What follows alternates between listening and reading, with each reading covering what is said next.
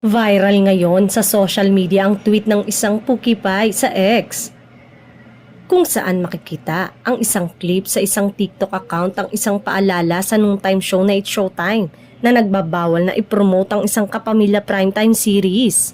Nangyari yon noong naging panauhin ng programa si kapamilya actress-singer Maris Racal na isa sa mga bida ng hit series na Incognito. Matagal-tagal na ring hindi nagagawa ng kapamilya stars na ipromote ang alinmang kapamilya program na direktang kakumpetensya ng GMA Network mula nang umere ang hit noontime show noong July 2023 sa GTV dahil sa kanilang naging kasunduan. Kaya naman ang ilan sa top kapamilya series ay sa Itbulaga nakakapag-promote dahil doon ipinapalabas ang mga kapamilya primetime shows sa TV5. Sigaw ng madlang people, sana naman daw ay maging patas sa pagpupromote ng mga programa, lalo na at kapamilya-produced show ang umeere sa GMA.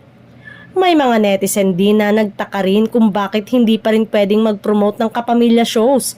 Gayong sinabi naman ng kapuso taponcho na si Attorney Felipe Gozon sa TV Network na war is finally over.